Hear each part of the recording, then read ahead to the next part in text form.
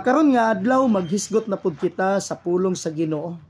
Og dinhi ta mamalandong sa pulong sa Dios sa 2 Timothy chapter 3 verse 1, "This know also that in the last days perilous times shall come."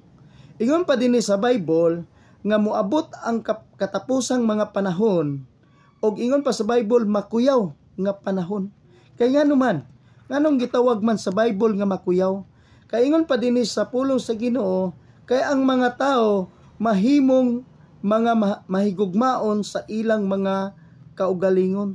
Mao na nga pinakasubo kayo na nga moabot sa kinabuhi sa tao, even gani sa ato karong panahon. Nga makita nato dinhi nga for men shall be lovers of their own selves. Og ang giingon pa gyud sa Bible dinhi, proud, no? Daghan mga tao karon nga hambugiro. Og atong makita po dinhi nga giingon sa Bible kining gitawag nga maibugon. Sa tinuod lang sa atong panahon karon, daghan mga tao nga bisag nanay asawa mangita paglain, bisag nanay bana mangita lang ya paglain. Og mao ni nga usa ka warning sa Ginoo nga in the last days perilous times shall come. Kaya ang tao mahigugmaon sa ilang kaugalingon, hambugiro, og ingon pa sa Bible nga maibugon. Og dili lang na mao ato makita, ingon pa sa Bible, disobedient to parents. Sa atong panahon karon daghan kayo mga anak nga grabe ka disobedient. Walay gugma sa ginikanan. Sugoon sa ginikanan, sige sultig wait. Pero mangayo, murag baka.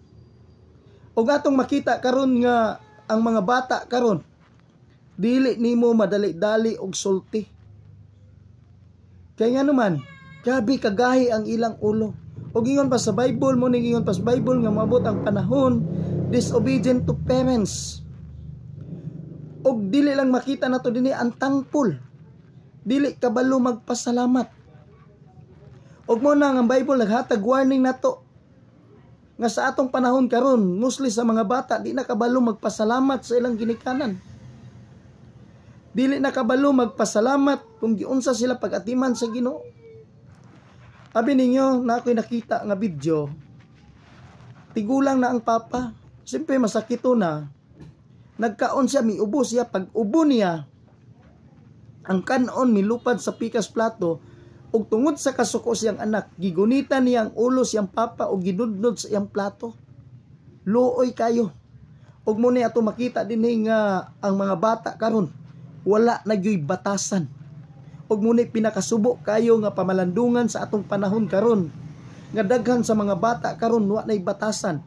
Ug ingon pa gyud sa Bible unholy. Sa tinuod lang sa atong panahon karon daghan mga tao karon mga bata napokus na lang sa cellphone, napokus na lang sa pag-eskwela, napokus na lang sa trabaho, wala na ipagpasalamat sa Dios. Na ako'y nakita nga video ngayon pa niya, nganong sa Ginoo man ta magpasalamat.